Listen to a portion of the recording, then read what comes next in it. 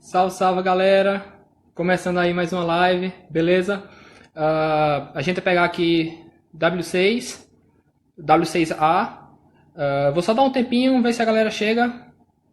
Depois de um tempo a gente começa, beleza? Vamos esperar a galera entrar. Galera, alguns informativos bem esclarecedores. Primeiro que nossa live, o W6A, ele é muito amplo, é uma gama muito grande de conteúdo, de expressões, de posições, enfim, gramática então nem se fala. Então eu vou abordar alguns pontos do W6A. Serão três tópicos. Sis, please, show the computer. Serão três tópicos. Ao fim de cada tópico, eu abrirei uma brecha, um tempo para perguntas. Como é que serão essas perguntas? Eu vou dar até 3 minutos para alguém se pronunciar e fazer alguma pergunta. Se em 3 minutos ou 4 minutos ninguém se pronunciar, eu já passo para o próximo assunto. Lembrando que perguntas feitas ao longo do conteúdo apresentado, minha irmã vai estar vendo as perguntas, tem outros teachers que vão estar assistindo também, eles vão poder ajudar no possível. Então, enfim, vocês serão assistidos de alguma forma, beleza? Lembrando que ao final de cada tópico eu vou dar uns minutos para perguntas e no final da live completa, you can show me again. E depois da live completa eu vou responder uma pergunta que foi feita até agora. Se tiver mais eu respondo mais também, sem problema.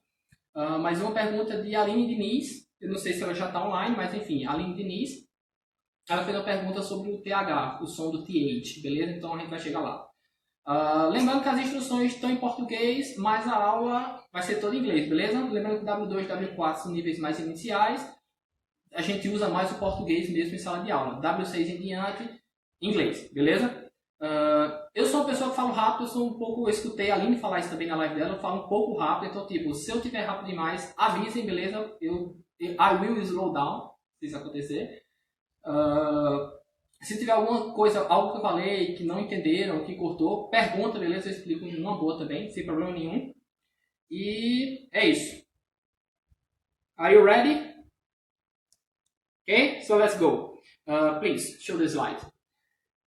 Guys, so I selected three topics. I selected three topics to talk about. The emphatic pattern, okay, using it plus to be to emphasize a person. Used to, be used to, and aspects of the present perfect tense. I will not explain, show me again. I will not explain the whole present perfect tense because it starts in part A, but it will finish only part B. So part of the present perfect tense, you guys will see with me. Part of the present perfect tense, you guys will see on Thursday, if I'm not wrong. On Thursday, we have a live about W6 part B. Okay? So let's start with the first topic. It's about emphatic pattern, using it plus to be to emphasize a person. So first, show me again, please. First, let's analyze the meaning of emphatic. So when I am when I'm being emphatic and when I am emphasizing something, I am in a way highlighting or detaching something, okay? Make something more strong, an information more strong. So let's go back to the slide, okay? Compare the first two sentences. I have Matthew sent me this game yesterday morning, okay? The second sentence, it was Matthew who sent me this game yesterday morning. So show me again, sis. Guys, if I ask you, could you see a difference? I'm not talking about the structure, but about the meaning. Could you see the meaning, the difference in meaning between when I just say Matthew sent me this game yesterday morning, or when I say it was Matthew who sent me this game yesterday morning? Okay, show back the slide. So moving on.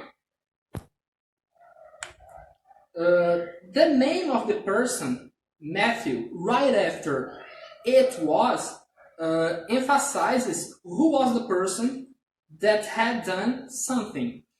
So see, if I want to highlight, if I want to emphasize something, one way, we have many ways of showing this, okay? But on review 1, we see the emphatic pattern. So the structure is this. I use it was, I use the person, I use the relative pronoun who, if I'm talking about a person. I can use that, okay? Some people may ask, teacher, but can't I use at? Yeah, that, yes, you can use that, but that is much more informal than just who, okay? Show me that, please. Okay, so we're gonna use it was, we're gonna use the name of the person, or just a pronoun, subjective pronoun. We're gonna use who, and we're gonna complete the sentence, okay? Once more, sis, I'm just show the slide again and go back one slide, please. See that the example I gave you and the example we have on review 1 of W6 is about it was all the time, okay? Go back to me. Guys, important thing, it was, when I use it was, I'm talking about the past, okay? But it doesn't mean that the only way to emphasize something with it is it was. It was if I want to emphasize something in the past. But suppose I want to emphasize something in the present. I can say it is, okay? I want to emphasize something in the future. I can use it will be, okay? Did you get it? Nice. Please, sis, move on. Back to the slide. So, we're gonna use the FYI, okay? Are you in this slide? Mm-hmm. So guys, for your information, okay, we have this acronym FYI, for your information. So, by using the same emphatic pattern, I can emphasize also the time or the object I'm talking about. So please, show me again. Guys, pay attention. When I said it was Matthew who sent me this game yesterday morning, the focus of what I'm talking about is Matthew, okay? But let's suppose I don't want to emphasize the person. I want to emphasize the time, or I want to emphasize the object. The thing I want to emphasize, I put between it was, who, if I'm talking about person, but that, which, okay? I'm not gonna talk about relative pronouns, all those relative pronouns, because most of them are not from W6A, okay? You're gonna see some in W4, if I'm not wrong, you're gonna see something more in W6 part B, but about part A, let's start with who, okay? Okay, so I can say it was, like we have on the slide, it was this game that Matthew sent me yesterday morning. Show me again. Notice that I'm not focusing about Matthew, but about the game, okay? The same way, the next sentence, please, sis. I say, it was yesterday morning that Matthew sent me this game. Okay, back to me. So pay attention that when I use it was yesterday morning, I'm not focusing more on the person nor the object, but I am emphasizing when, the time. Okay, it was yesterday morning that Matthew sent me this game. Okay, so far that's it. Am I being too fast, guys? Are you being able to follow me? Yeah? Okay, let's go on. Okay, so let's go to the next slide, please. Guys, watch out, okay? Be careful about this. you can use the relative pronouns who or that to emphasize a person, specifically talking about a person. O som tá baixo. Eu esqueci. Okay? So, you can use the relative pronouns who or that to emphasize a person or to emphasize people. But suppose you want to emphasize a place. You can use the relative pronoun where. You can use, I want to emphasize a time. I can use the relative pronoun when. Okay? It will vary according to what you are trying to emphasize. Okay? Guys, let's go on, please. Okay, so show me. Guys, this first topic about emphatic patterns by using it was is the shortest topic of today. Okay? Next topic, let's go. Okay, sis, go on.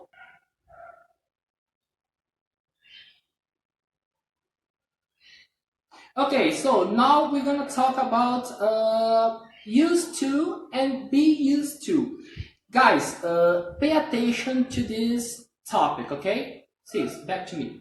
Guys, please pay attention to this topic because it can confuse us a little bit because in both of expressions I have used to, okay? First of all, be careful of the pronunciation, okay? Don't say Z sound. Use to know. Use. S sound, okay? Use to, okay? Used to, be used to. Nice? Okay, so let's go to the first two sentences. See if you can see the difference in meaning. The first one, I say, I used to do the cleaning at home every weekend.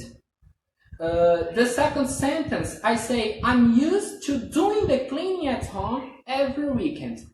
Back to me, sis, please. Guys, so, the first one, I used to do the cleaning. And the second, I'm used to doing the cleaning. Can you see the difference? Yeah? Check that the first one, I used to do the cleaning. I'm not talking about present. I'm not talking about the present. Okay? Sis, go to the next slide, please. So guys, check.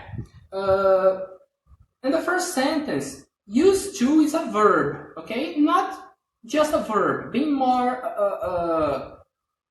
accurate, it's a modal verb. And I use this modal verb to talk about something I did or I did a lot in the past, but I don't do it anymore. So, look back to me, sis. Suppose the situation, okay? I'm gonna talk about my life, my personal life. Nowadays, I am married, and I have been married for 2 years, okay? Almost 3 years. And before that, when I was living with my parents, I didn't have this obligation of cleaning the house, doing the dishes, doing the laundry, yeah? After I got married, nowadays, for example, I have, at home, I have my wife, my daughter, and me. Come on, my daughter is a baby. So all the work that we should do at home, it goes back to my shoulders and to my wife's shoulders. So in a way, we have to help each other, right? So in the past, I didn't. But now I do the housework, I do the cleaning, I do the laundry. So I can say that I used to do nothing at home. Okay? I used to do nothing at home in the past. Nowadays, I do. Okay? Taking the same example. Nowadays, I am married. Nowadays, I do the dishes, I do the laundry. So, I can say that nowadays, I am used to doing the housework. Can you see the difference? We're gonna see something more, okay? Back to slide 6, please. Okay, guys, so see more examples about used to. The first one, I used to be a lawyer. Okay, so nowadays I'm not a lawyer anymore. I'm a teacher. But I used to be a lawyer, okay, in the past. Joanne used to be a cook at that restaurant. So see, by the context, by what I'm saying, I can deduct, I can infer that now Joanne isn't a cook, or at least isn't a cook at that restaurant. Maybe she's a cook, but at that restaurant, not anymore. Okay. The third sentence, and this, please. Yes, friends. Okay, people who like Friends. I like Friends. Monica and Rachel used to live in the same apartment. So back to me. But did you understand the example of Friends, right? In the past, Monica and Rachel used to live in the same apartment. In the end of the TV series, they are not living in the same apartment anymore. So they used to live in the same apartment. Okay? Nice. Let's move on, please. Sis.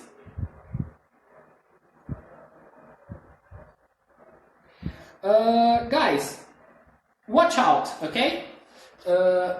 Used to refers to the past. Furthermore, I need the auxiliary did with the proper changes in the verb, of course, to describe sentences in negative and interrogative form. Okay, so let's go to the board. Guys, please check this, okay? Let's say the example I gave you.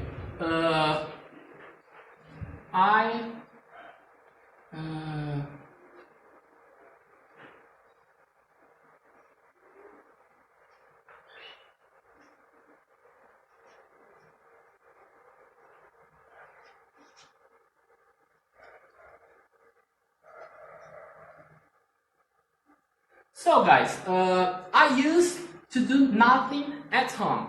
Pay attention that we have a characteristic of the past tense in the expression used to. Okay, we have this ed, especially this d that refers to the past. So remember, I'm talking about the past. What's the auxiliary that I use most times to talk about the past? Is the auxiliary did, right? So I want to put this sentence into interrogative. I'm gonna say, did, let's use you, okay? Did you use to do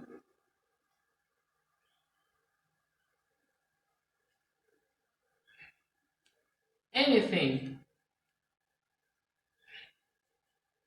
Question, okay? Anything at home?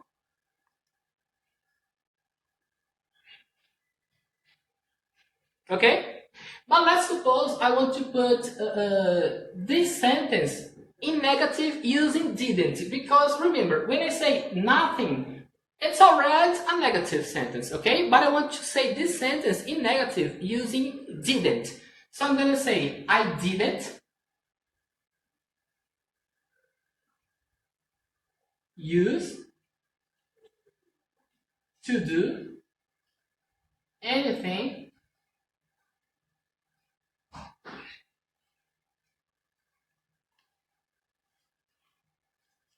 at home. Okay, so I'm not gonna go deep inside this thing of anything and nothing, because this isn't part, this isn't W6A part. Okay, but just a quick review. Interrogative, anything, okay? Negative, I can use anything or nothing. It depends on the auxiliary, okay? If I say didn't any. If I don't put in negative before, I will negate with nothing, okay? Nice. Let's go back. Okay, guys. So please, let's go to the examples. Next slide, please.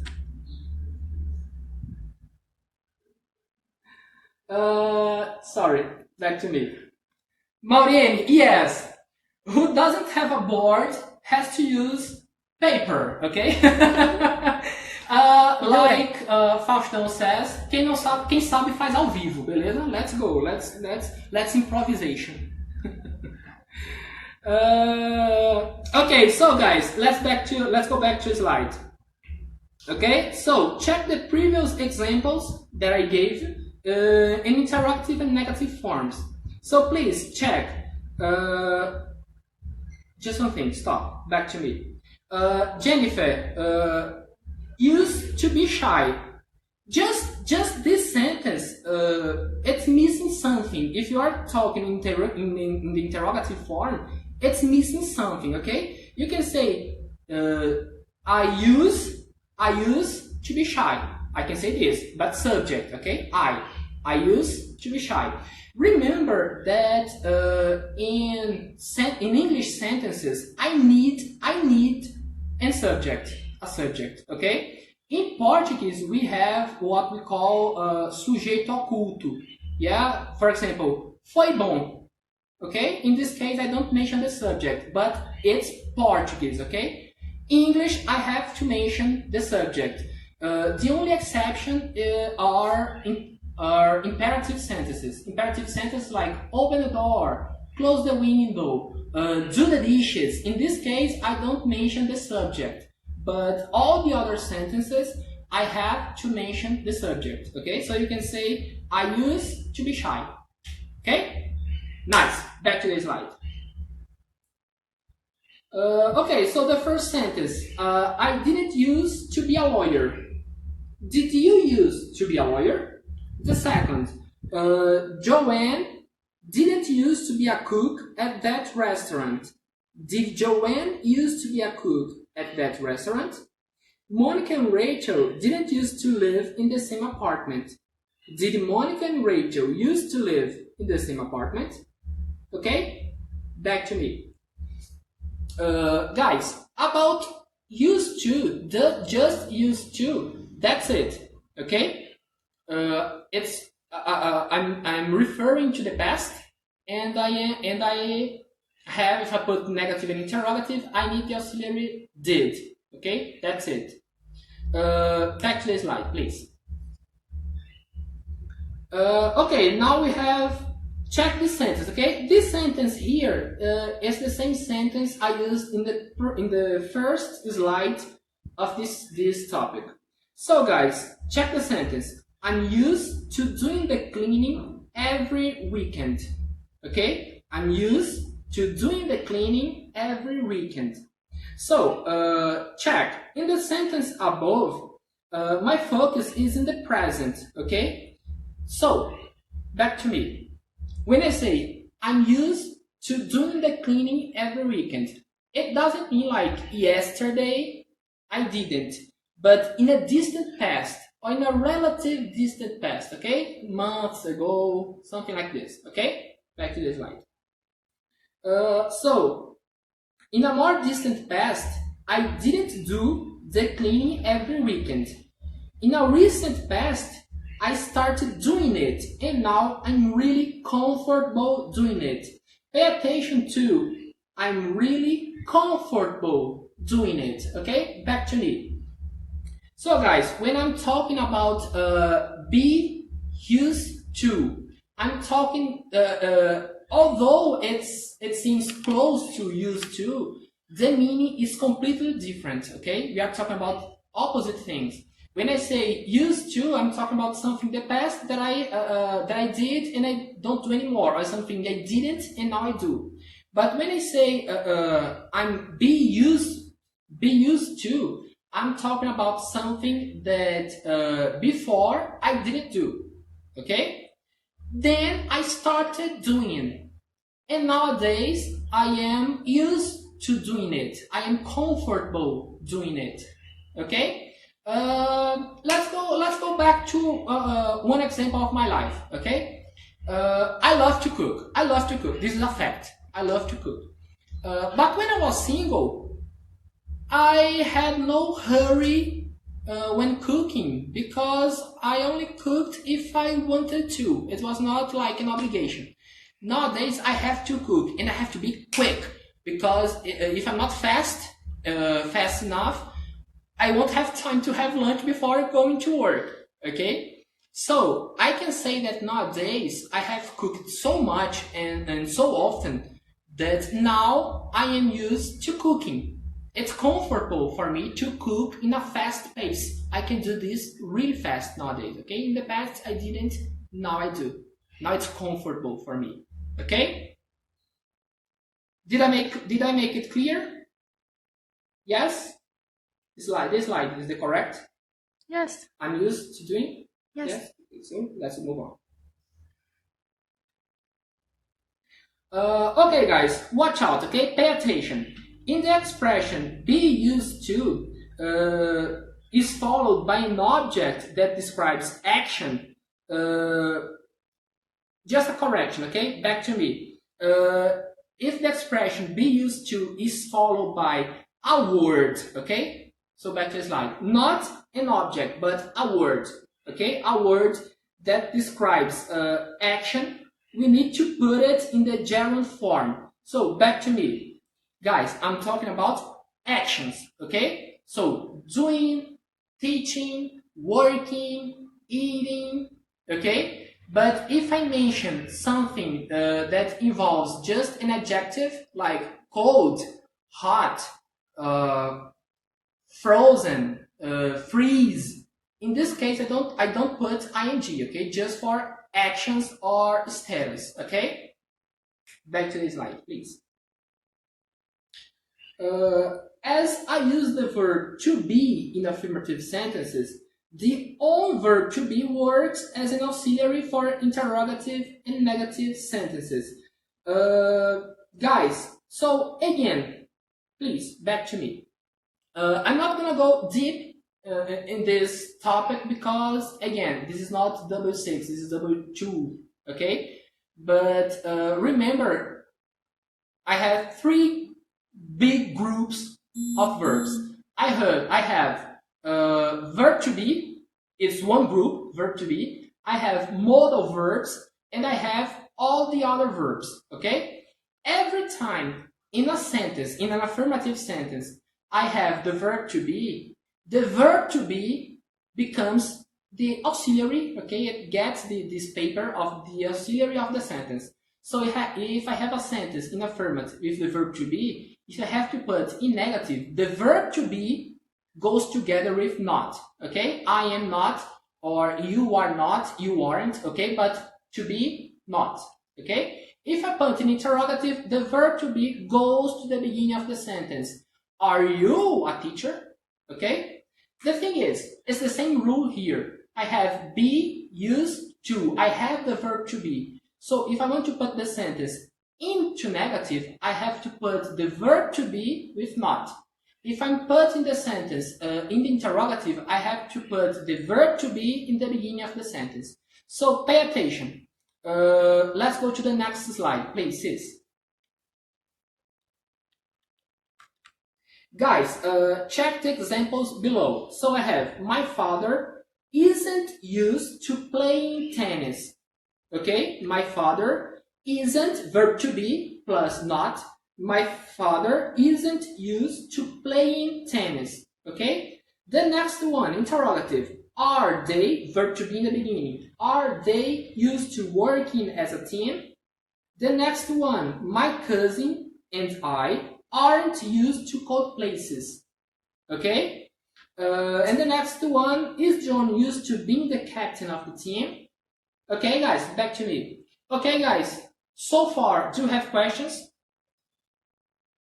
We have finished this topic of used to and be used to, okay? Okay, guys, next slide, please.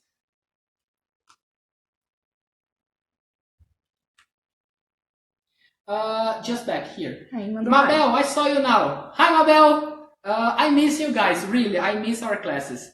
I'm hoping this quarantine finishes. Chegou uma dúvida. Ok, Mauriene. Seria possível fazer uma pequena lista de pontos importantes de gramática em casa? Oh, ok. Mauriene, I'm gonna tell in English, okay? I'm gonna tell you in English.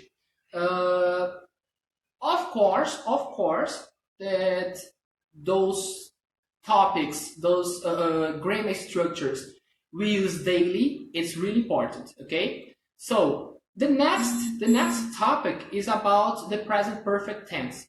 So when I am explaining the present perfect tense, this is a topic, a very important topic, okay? With capital letters in bold, okay? Very important topic.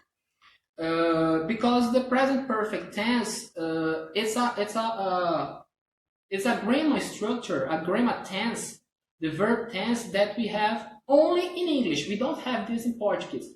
So when we translate the present perfect tense, usually we say in the simple past. I'm already explaining you, Maureen, and I'm going to the next topic, okay? So when I say the present perfect tense and I want to translate into Portuguese, I'm going to use the simple past, passado simples, okay? But in English, there is something that a specific thing for simple past and a specific thing for present perfect, okay? Nice. Let's go on. So the present perfect tense. I was going to show you guys both the present perfect tense simple and the present perfect tense continuous. But the continuous form we're gonna see in W6 part B, okay? So I'm gonna wait. Maybe next Thursday, we're gonna have some teacher explaining this topic, okay? Not now. So let's be strict to the simple form of the present perfect tense. So the slides, please. The structure of the sentences. We have for affirmative, we have subject, we have has. We have past participle and we have complement. For negative sentences, we have subject, haven't or have not, hasn't or has not, past participle, complement. For interrogative sentences, we have has, subject, past participle, complement, question mark. Okay, so please here. Guys, an important thing. I see many students writing a sentence in the interrogative structure, but with no question mark in the end of the sentence. Guys, it's wrong, okay? You should avoid this. Or you say the sentence in the affirmative structure with a period, or you're gonna say the interrogative sentence with a question mark, okay? So let's go back to the paper. Guys, let's say generic sentences, okay? So subject, we can use I'm talking about the subject pronouns, but of course I can mention the name of the person, okay? So you, he. I remember now that Aline explained this topic. So I, you, he, she, it, we, you, plural, they. About the auxiliary, it can be has or it can be have. So I have, you have, he has, she has, it has, we have, you have, they have. For all those sentences, let's use the same past participle, okay? Let's go with, let me see something, one. I have one. You have one. Sorry. He has one. She has one. It has one. We have one. You, plural, have one. They have one. Okay? And the complement, let's say the same thing. The lottery.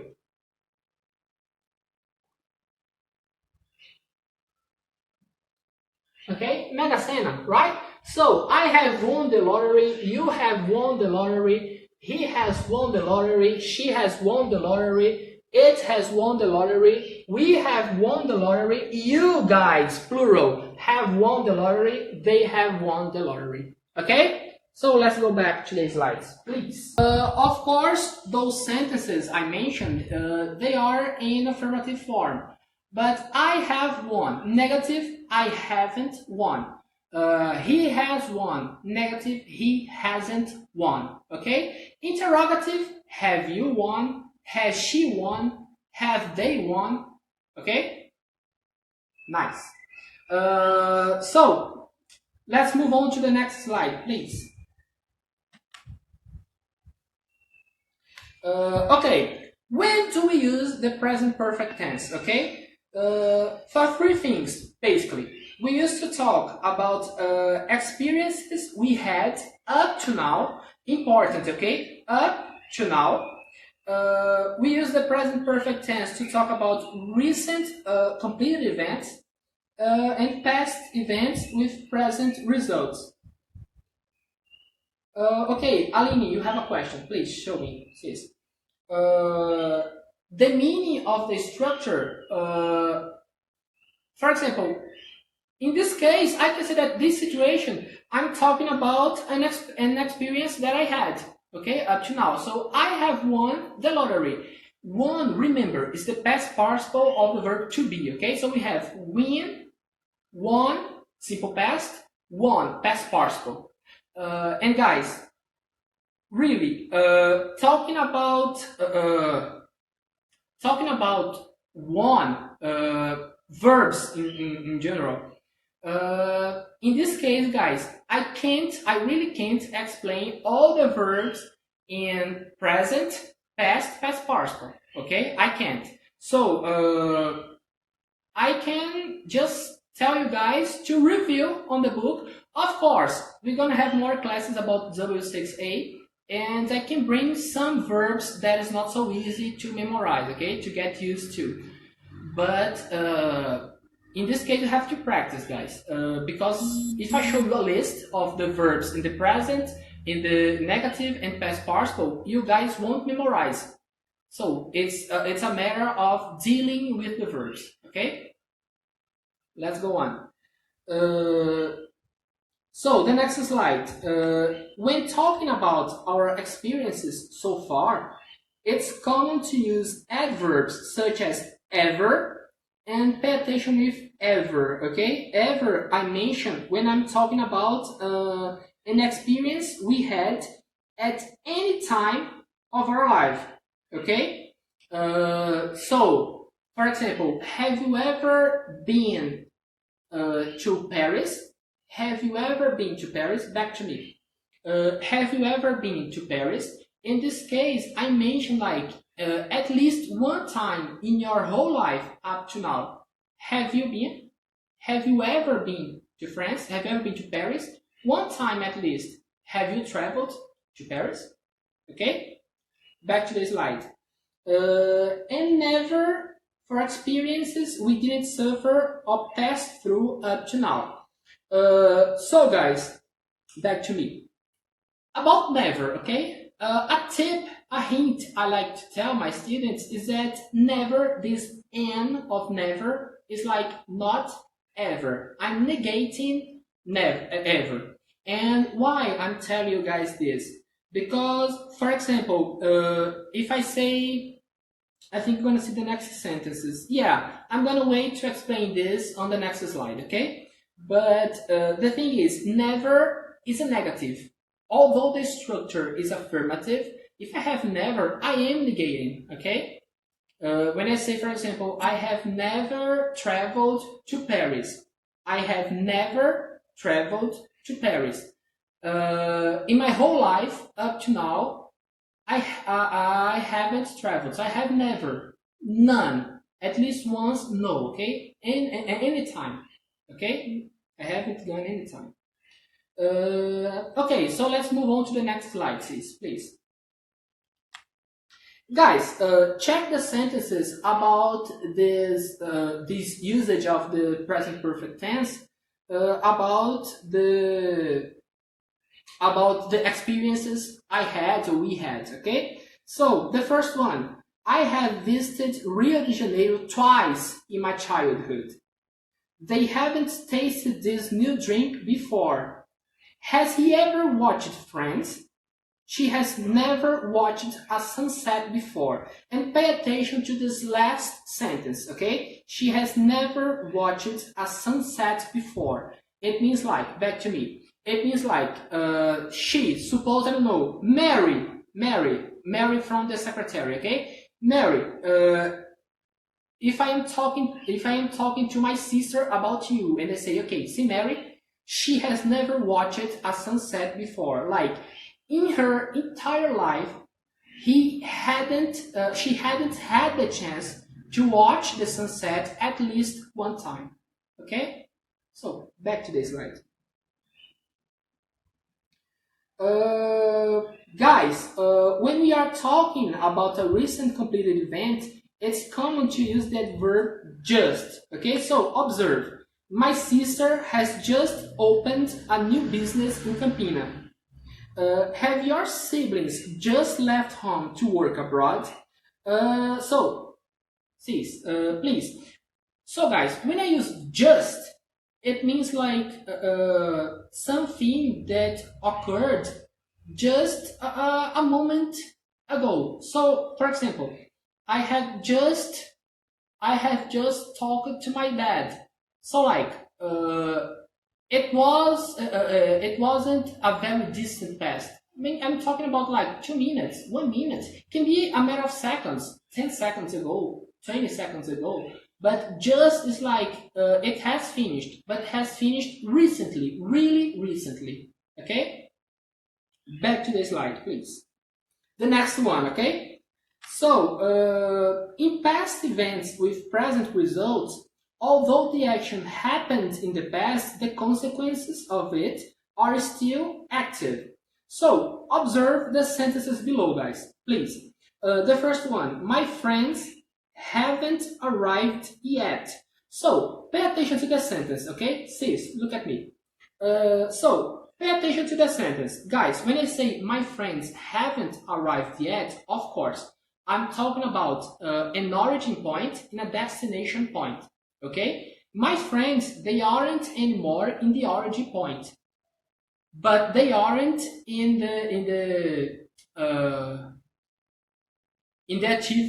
last point, the point that I expect either. So, I'm talking about this. It has started, okay? The act of them leaving the house had already started, but the action of arriving, it hasn't yet, okay? So the action started in the past, but it is still active in the present, okay? Did I make myself clear?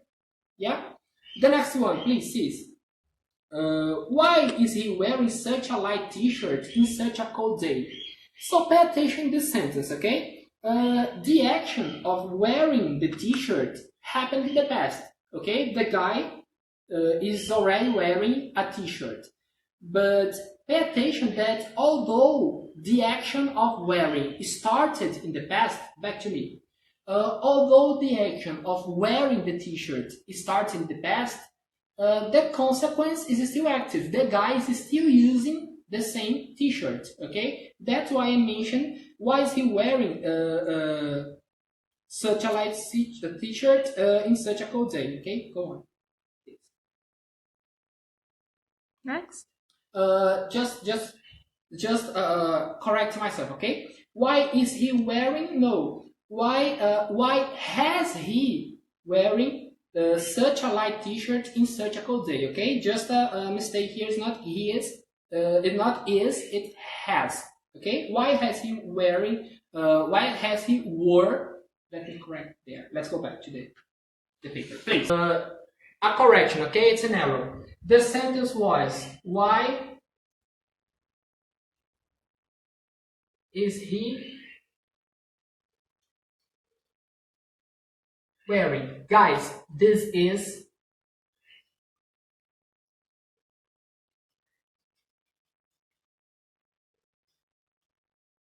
Present continuous, okay? My mistake, sorry. This is wrong, okay? I'm talking about the present perfect. So, why has he wore? Why has he wore, or why has he been wearing, if I want to put the sentence in the continuous form, okay? And the rest the same. Okay? Let's go on. Guys, next slide, please. So, guys, let's talk about the present perfect tense using for and since, because this is also something that makes students confused. Please. When should I use for and when should I use since is something that makes up the students sometimes. So guys, let's go back to the slide. When we are talking about a situation that started in the past but is still going on, we can use for or since to pass the idea of time, okay? The amount of time. I put this in parentheses because I'm talking about the amount, the quantity of time. When we use for, we need to mention the amount of time of it. So please, see, that's me. Guys, every time I use for, I have to mention, in present perfect, of course, I have to mention the quantity of time. 3 years, 2 months, 1 hour, 1 decade, okay? But I have to mention the quantity of time, okay? Let's go on. Back to the slide. When we use since, we need to make a reference in time. So please, back to me. Guys, if I use since, I don't have to say the quantity of time. I shouldn't say the quantity of time, okay? I need to say a reference that makes me deduct the quantity of time. So let's go to the next slide. I think it's easier for us to see. Please, sis. So compare the sentences. I've been a teacher here for 3 years. Back to me, sis. I've been a teacher here for 3 years. 3 years is the quantity of time, okay? I'm mentioning the amount of time. That's why I use for 3 years. Back there. I've been a teacher here since 2017. So pay attention, in this case, I'm not mentioning the quantity of time. You can deduct the quantity of time because you will calculate.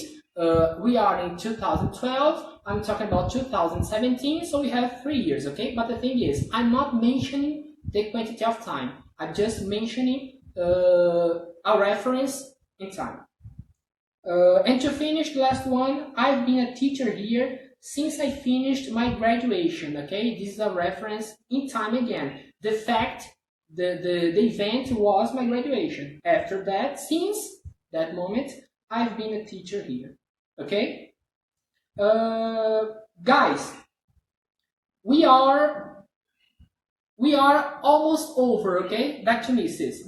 We are almost over, so I'm gonna stop now. Next class from W68, I will go further with still, yet, and already in the present perfect tense. Okay. Before I finish, let's go to the last slide, sis, please. Last one? Last one, yes. Okay. Guys, first of all, thank you for your attention. Like, we have 26, 27, sometimes 30 viewers in this time of night. I know 7 o'clock, people are tired, people have worked, or people are working at home. Okay, back to Mrs. So guys, I really want to thank you.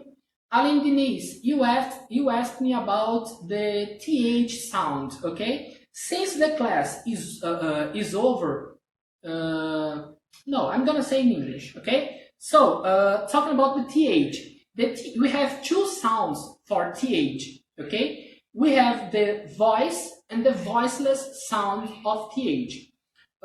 First of all, guys, TH is not the same thing of F sound, okay? When I say, for example, friend with the F sound, pay attention. Friend. Notice that my lip is touching my teeth, okay? Friend. But when I use the TH, the sound is close to F, but it's not the F, because pay attention. Thought. Pay attention that it's not my lip that is touching my teeth. It's my tongue, okay? So, thought, okay? This is one thing. Gabriel, yes, I can, if I am allowed to, I can send you the slides, okay? But again, back to the TH sound.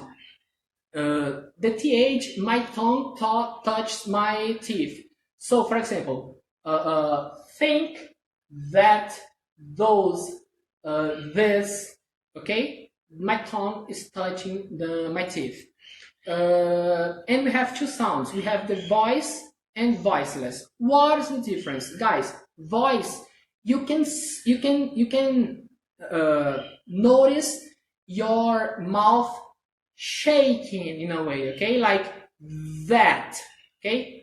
Those, you can see that it vibrates, okay? So this is a voice sound of TH. But we have a voiceless sound. For example, think, thought, okay? Pay attention. Think, thought. Notice, in this case, my mouth is not vibrating. Okay, so it means that this is voiceless sound. If I can say a hint, please sis, show me. If I can say a hint, try to show your tongue in a mirror. Okay, go in front of the mirror and check if your tongue is touching your teeth. Okay, like that, those, this, there, okay? You have to show this. It helps us a lot. And if you notice a native speaker using this, you will notice that his or her tongue really touches her teeth or his teeth, okay? So this is the hint here. Thought, okay? Tongue touching the teeth, okay? Guys, that's it. Thank you very much. Do you guys have questions left? No? Em português. Minha gente, de verdade, obrigado pela presença de cada um de vocês. Aguardo o nosso próximo encontro, beleza? Obrigado por ter ficado até essa hora. Agradeço também, já aproveitando aqui, a minha companheira, minha irmã, que me ajudou bastante nessas apresentações. E é isso. Vejo vocês por aí, beleza? See ya! Bye, bye!